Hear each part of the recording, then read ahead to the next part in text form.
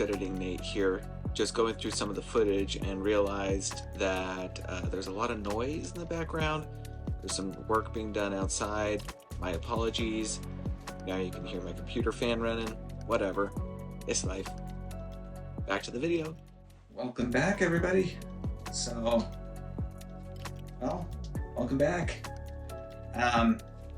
I finished writing a script for this video, and the universe has a twisted sense of humor.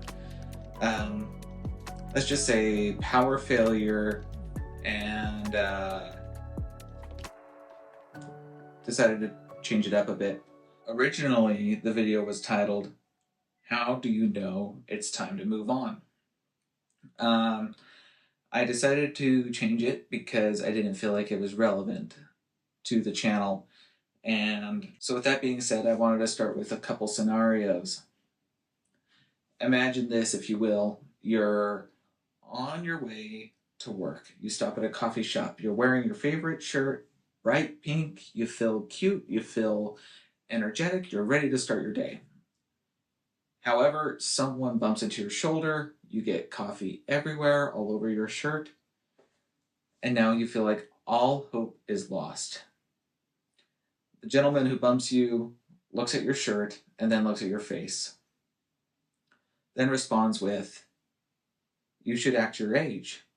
Watch where you're going." That is something that can be very, very disheartening. And you decide to go home and get changed. From there, you proceed to call in from work as you sulk the rest of the day. That is not a constructive way of doing anything.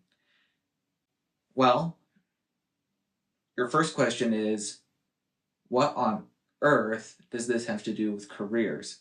The second thing is you're probably wondering, why is that individual so soft? Confidence is what allows people to feel like what they're doing is worthwhile. We show up to work and we get paid for the tasks we complete. And if you can't complete those tasks, you don't get paid, or you get demoted. You might still be paid, but you're not as valuable. The little story that I gave you in the beginning is an example of low self-worth. You might even be good at your job, really, really gifted and talented. But when you feel like you are not worth anything, you show up to work to collect a paycheck. You don't even realize the impact you're making. You don't realize that you're talented, and you don't even acknowledge that you're helping. The travesty that we've gotten to a point where you feel like there is no way out except working a 9-to-5 job or a dead-end job that you have no desire to be in. Going back to that story mentioned in the beginning, if that was me, right, I have 3 choices I can make. 1, do I turn around, start yelling, and punch the guy in the face? 2, do I give some sassy remark like, "I grow every day. I don't understand what you're talking about." That comes off as being condescending and rude, maybe a little arrogant. Or absolutely nothing, turn around and walk away. The third option is the most likely. However, all of that could be avoided. Our confidence grows when we stand tall, stand our ground, and own the incident.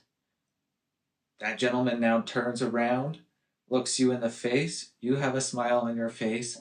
He looks at your shirt and he looks at the mess he's made. And now that gentleman, that person, is very self-conscientious of what he has done. Sometimes a little bit of acknowledgement, turns around and walks away. Other times that individual might look at the situation, apologize, and then walk away. But regardless of the situation, when you have a little bit of confidence and you have that confident smile, that acknowledgement gets you the respect you deserve, regardless of how you act, dress, or even what you physically look like. When you apply for a new job and you walk in that door, anxiety is through the roof. The first question you ask yourself is, what am I doing? Why am I here? The next question you ask yourself is, how did I get here? And is this going to be a good spot for me to be? As you go through the process of the interview, how you sit, how you look, what confidence you show is what goes forward. I might be a little too brash. Being an autistic guy myself, it's very difficult for me to sit still in an interview, and it makes me look like I'm either having a panic attack, or like I'm lying. And those are not necessarily good things. However, there is a way to overcome that even if you're on the spectrum. And maybe we can go on that a little bit later. The one thing I can tell you for sure is that as a gay man, I was very dishonest. I was a very deceitful and timid creature, someone who did not want to acknowledge any of the risks with any given tasks. And I ended up causing a lot of hardship towards others and myself. And when you can't even be honest with who you are, it doesn't matter what you tell anybody else, because even if you are honest, it'll never be genuine enough. Acknowledgement comes from two places. One, you need to understand that others don't dictate your life. They're there to help you learn and grow in whatever capacity that is. It doesn't matter if you meet someone for 5 seconds, talk with someone for an hour. It could be someone you talk to for the rest of your life. Those people are the ones that help you restructure who you are as a person so that way you can progress. Before I move on to my last little spiel here, I want to preface all of this with me being a huge Star Wars fan, massive Star Wars fan, a little obsessive even.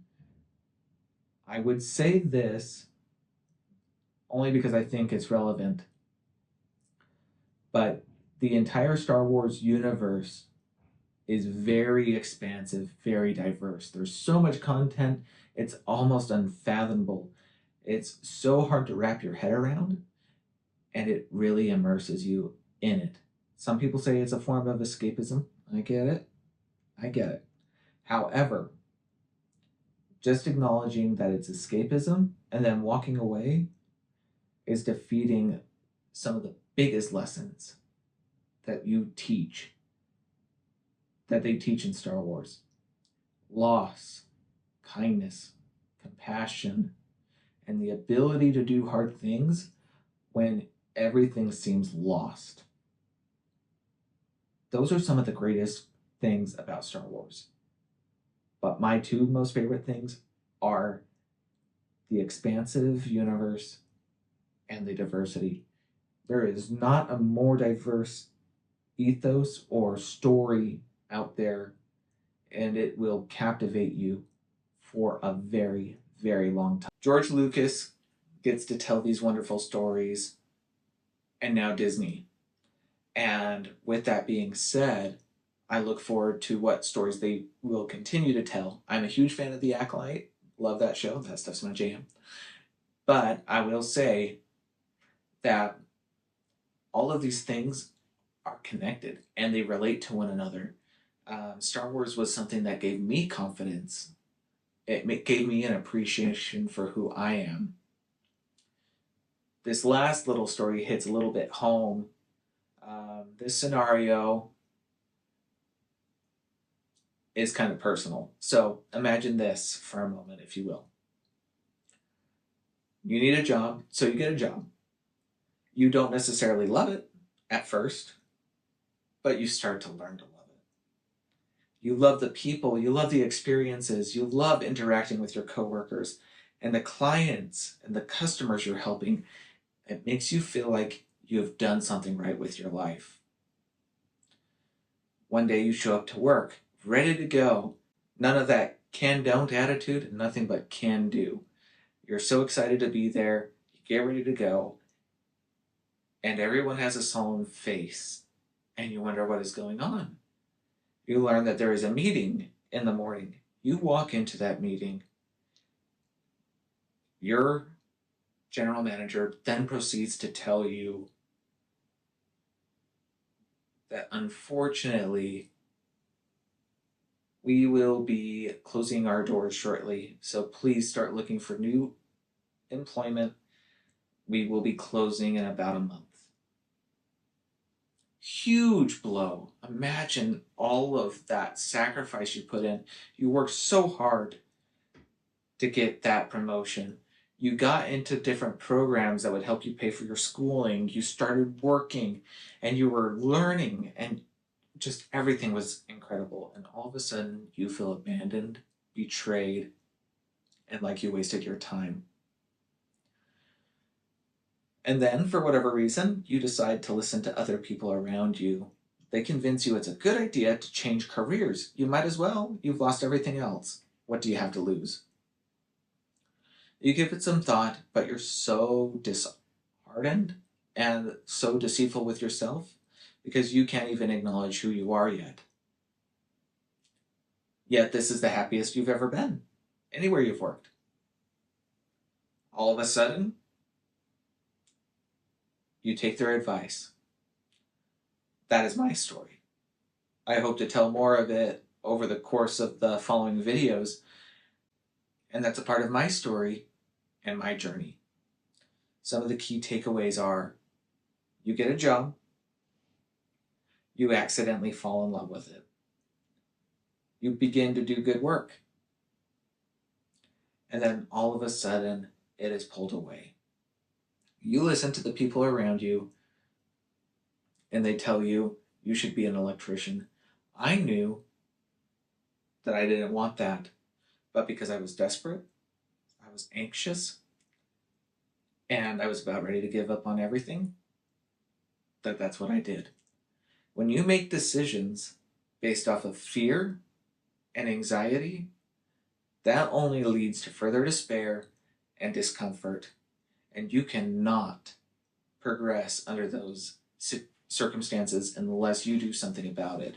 So one of the things I would say, don't hesitate to reach out to somebody. Talk to a professional. Don't make a decision that can shape your life in a very negative way. I wouldn't be the person I am without the electrical trade. And I'm not trying to talk anyone out of it. Never have and never will. The career has so much potential going for it, yet everyone in the industry seems to be trying its hardest to stay where it's at. It does not want to progress as an industry, and it does not want to change the way it's been done for the last 100 years. Why? I couldn't tell you. But that is the culture, and those are the decisions that are being made. And those decisions that are made by people way more powerful and influential than me are the ones that are really, at the end of the day, just impacting us. I will say this as a positive ending. I'm doing this. Look at what I'm trying to create. You can do the same thing. It doesn't matter if it's a video, a blog, it doesn't matter what you try and do, but you need to find something that resonates with who you are. And when you go out there and you are being deceitful to who you are as a person, which is going to be the biggest thing that I kind of honed down on in all of these videos, at least in the beginning that I released, you start to learn really quickly that you are making a huge mistake in not acknowledging who you are. So, in closing, be yourself, smile, be that giant pink shirt, be that ray of sunshine that everyone wants to be around, and I'll catch you in the next one. Peace.